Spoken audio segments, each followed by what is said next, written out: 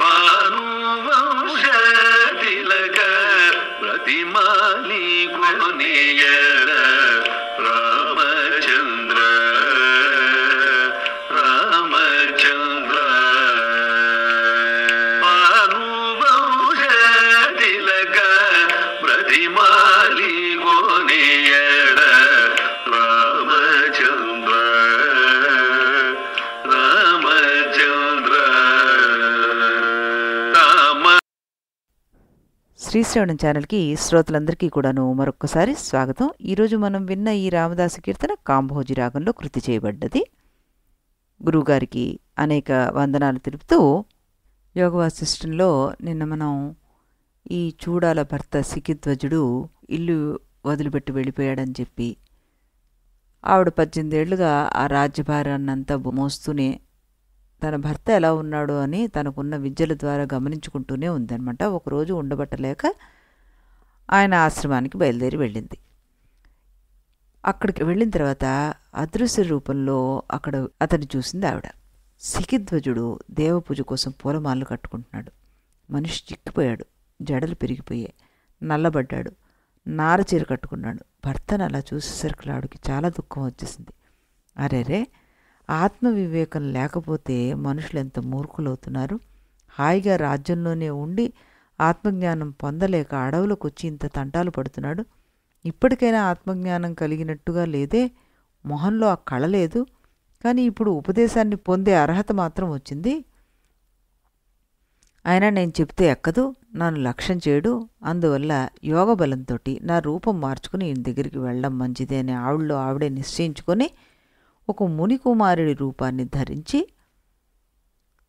బ్రహ్మవర్చస్సుతో నిగనలాడిపోతున్న మునికుమారుడిలాగా ఆ ప్రాంతంలో అటు ఇటు తిరగడం మొదలుపెట్టింది ఆవిడ.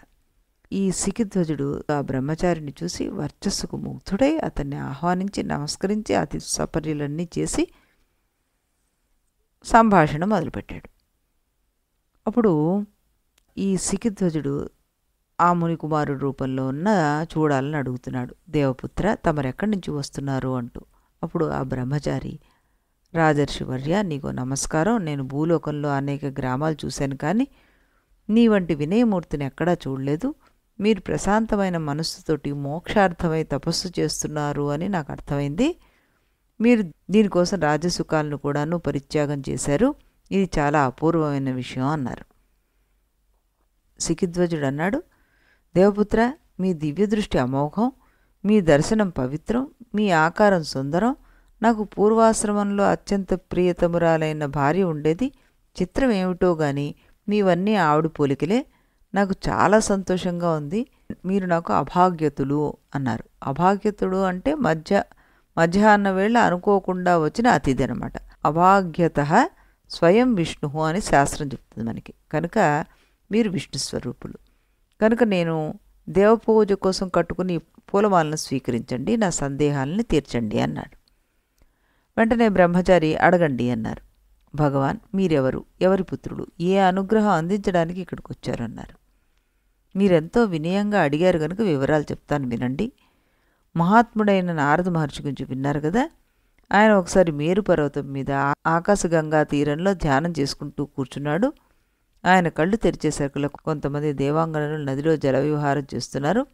దైవలీల చేత ఆ మహర్షి మనసు చెలించి రేతస్సు స్ఖలించింది అని అన్నాడు.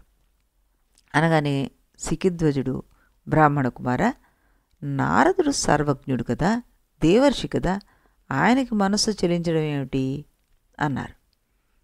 వెంటనే ఈ బ్రహ్మచారి రూపంలో ఉన్న చూడాలి ఏమని చెప్పిందంటే, రాజర్షి, జీవకోటి ఎక్కడైనా ఒకటే, మానవులైనా ఒకటే, దేవతలైనా ఒకటే.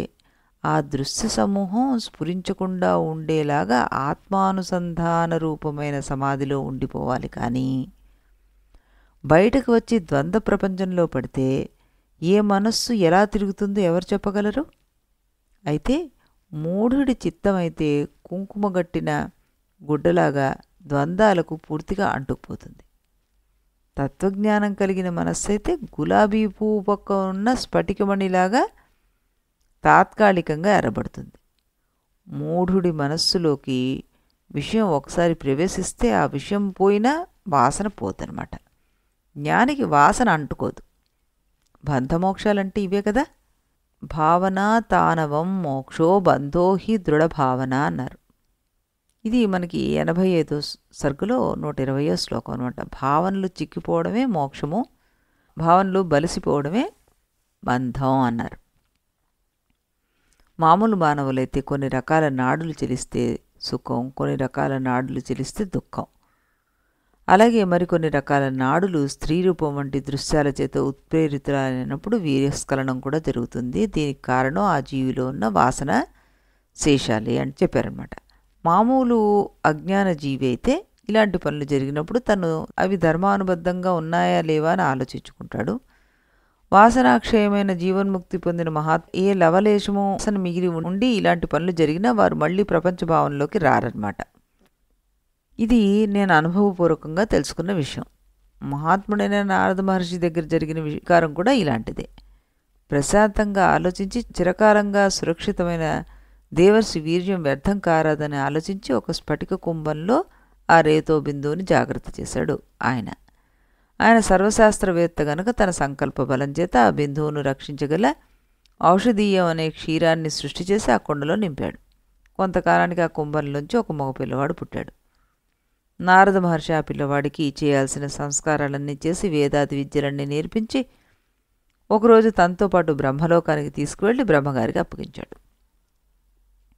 బ్రహ్మగారు ఆ కుర్రవాడిని పరిశీలించి వీడు జ్ఞానపారుగుడు అని గుర్తించి సంతోషించి ఆశీర్వదించి కుంభంలోంచి పుట్టాడు కాబట్టి కుంభుడు అని పేరు పెట్టారు.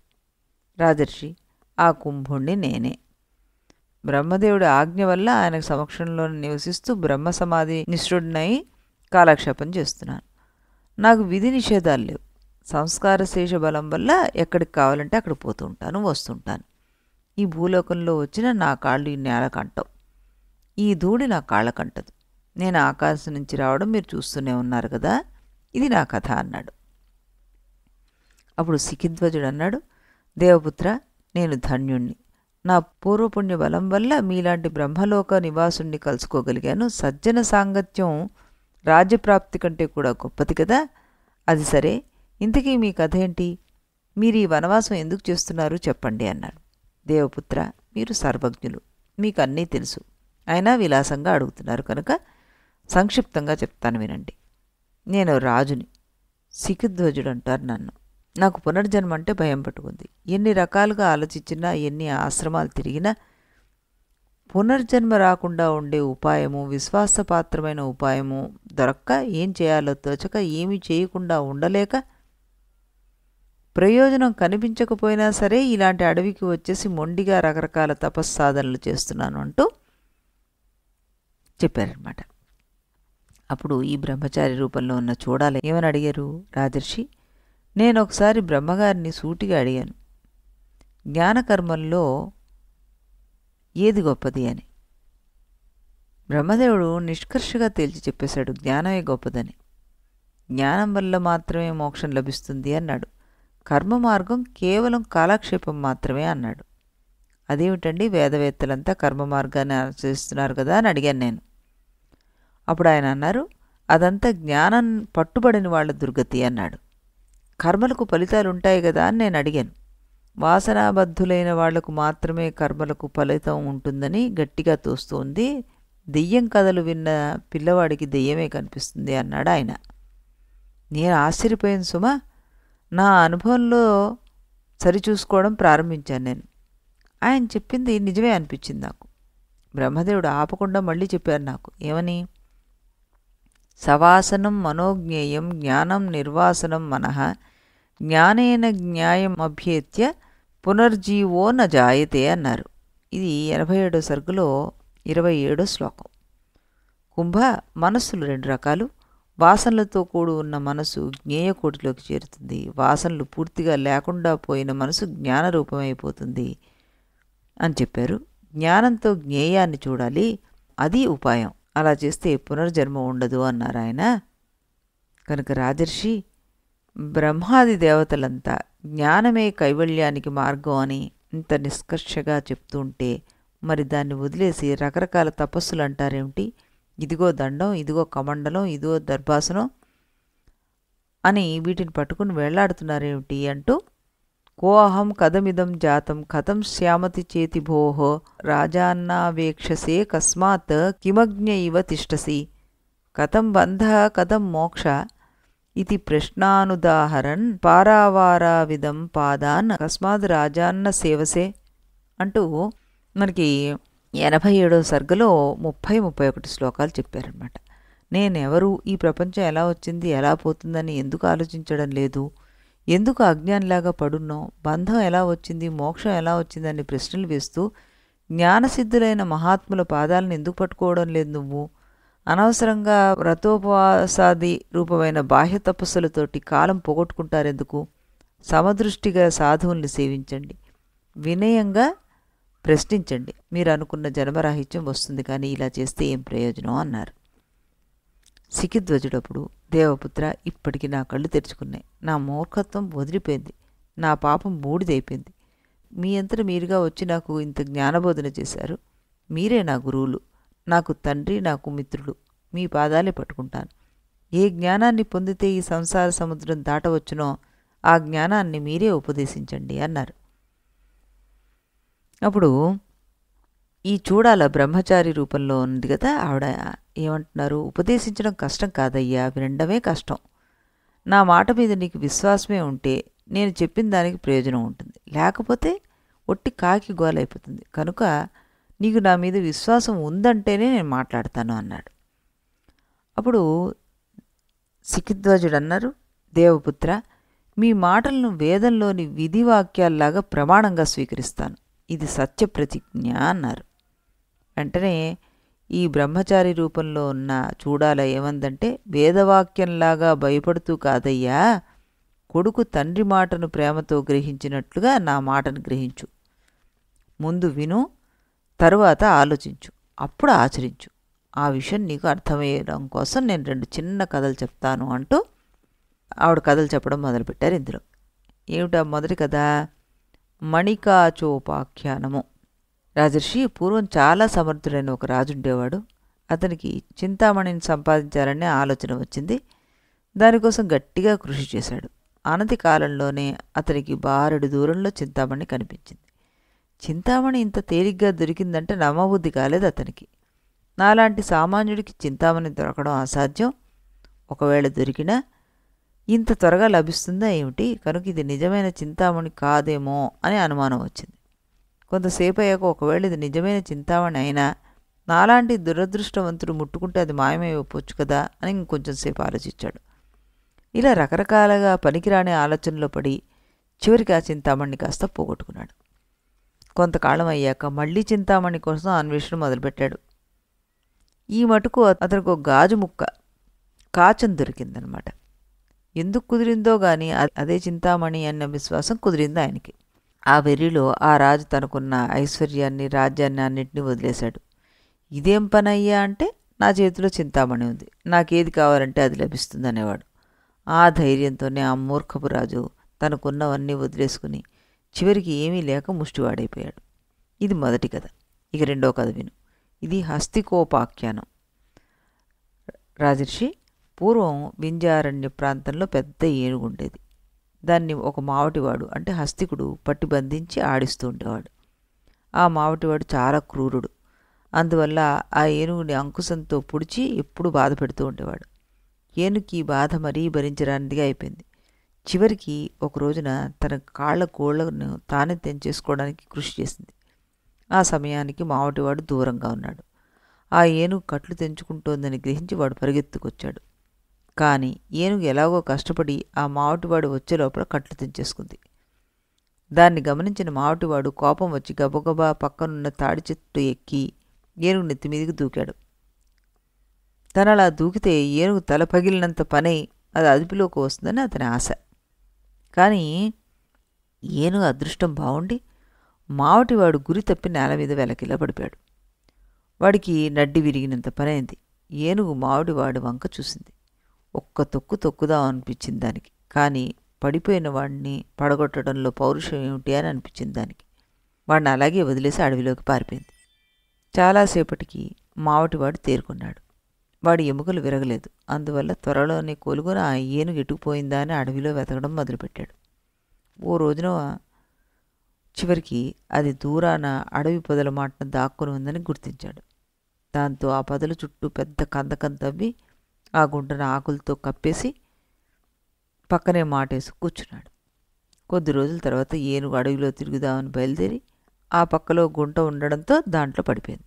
మావటివాడు వచ్చి మళ్ళీ బంధించి కాళ్ళకి ఇనుప గొలుసులు పెట్టి తన అదుపులోకి తెచ్చుకున్నాడు.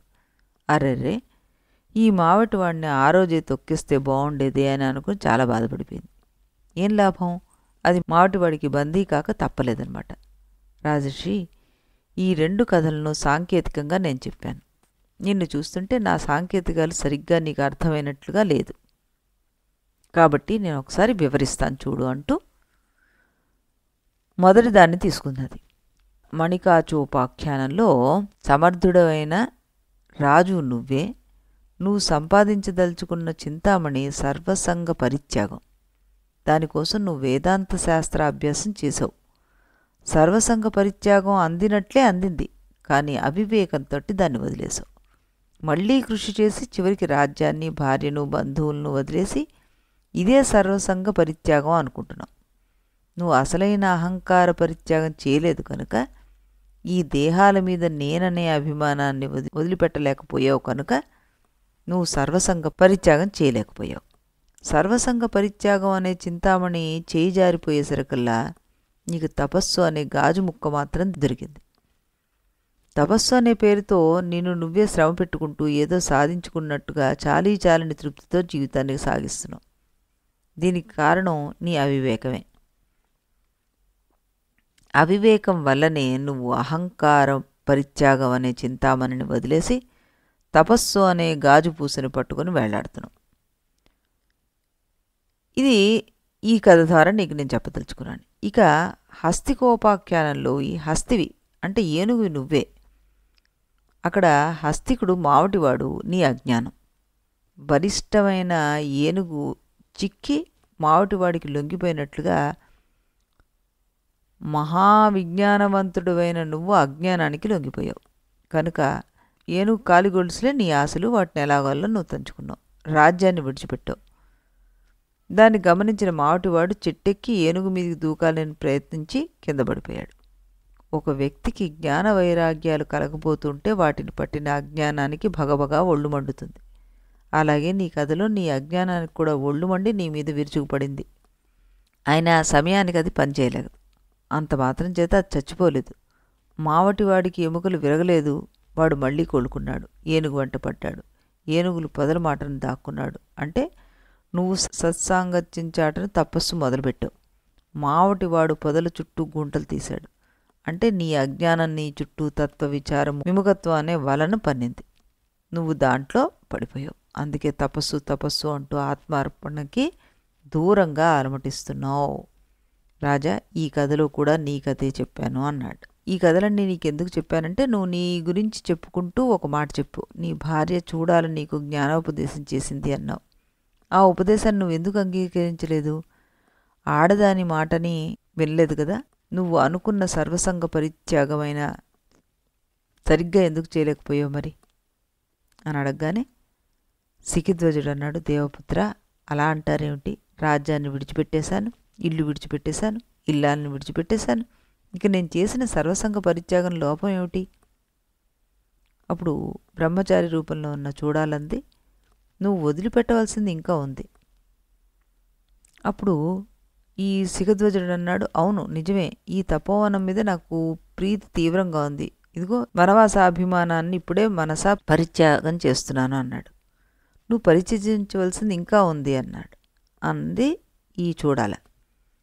ఇదిగో ఈ ఆశ్రమం మీద, పర్ణశాల మీద నాకున్న అభిమానాన్ని విడిచిపెట్టేస్తున్నాడు. ఇంకా ఉంది అన్నాడు. ఇలా అయితే నేను వాడుకున్న పరికరాలను వదిలేస్తున్నాను. ఇలా చెప్పి దగ్గరున్న ఎండుపులను పోగు చేసిన మంటలో తన పరికరాలన్నీ ఒక్కొక్కటి వేసేసి వాటికి ఉపకారం చేసినందుకు కృతజ్ఞతలు చెప్పుకుంటూ ఒక్కోదాన్ని మంటలో పడేశాడు. ఈ విధంగా అతడు తన జపమాలను, కృష్ణజీనాన్ని, కమండలాన్ని, దర్భాసనాన్ని, ఇతర పాత్రలను తగలబెట్టి అక్కడితో తృప్తి పొందగా పూరి గుడిసెను కూడా నిప్పంటించేశాడనమాట. శిఖధ్వజుడు ఇలా చేస్తుంటే బ్రహ్మచారి అడ్డుపడలేదు. కానీ అతని ముఖంలో తృప్తి కనిపించలేదు. పైగా మా ముదాభినయం కురు, ఒట్టి నాటకాలు ఆడుకు, నువ్వు విడవాల్సింది ఇంకొకటి ఉంది అంది. దాంతో ఆయన ఆలోచించి, అవును, రక్తమాంసయుతమైన ఈ దేహం ఒకటి కనిపిస్తుంది. ఆ కొండ కుప్పులోంచి లోయలోకి దూకి దీన్ని కూడా ముక్కలు ముక్కలుగా చేసేస్తే నా సర్వసంగ పరిత్యాగం పూర్తయిపోతుంది అంటూనే పరిగెత్తాడు ఆ లోయలోకి. ఇంతలో తటాలన ఈ బ్రహ్మచారి అడ్డం పడి ఇలా అన్నాడు, ఆగు రాజా, ఏమిటి పిచ్చి పని? ఎద్దుకు కోపం వస్తే పక్కనున్న దూడను పొడుస్తుంట. ఇలా ఉంది నీ పని. ఈ శరీరాన్ని నాశనం చేస్తే ఇంకా సాధన ఏం చేస్తావు నువ్వు? నువ్వు విడవలసింది ఈ దేహం అనే అహంకార వృత్తిని, అంతేకాని దేహాన్ని కాదు అని చూడాలా చెప్పిందనమాట. ఈ దేహాంకార వృత్తి పోయేది ఎలాగా అంటూ ఈయన ప్రశ్నించారు. మరి దానికి సమాధానంగా ఈ చూడాల ఏం చెప్తోంది అన్నది మనం రేపు ఇదే సమయానికి ఇదే ఛానల్లో రాముల వారి కీర్తనం విన్న తర్వాత చెప్పుకుందాం. అంతవరకు సెలవు.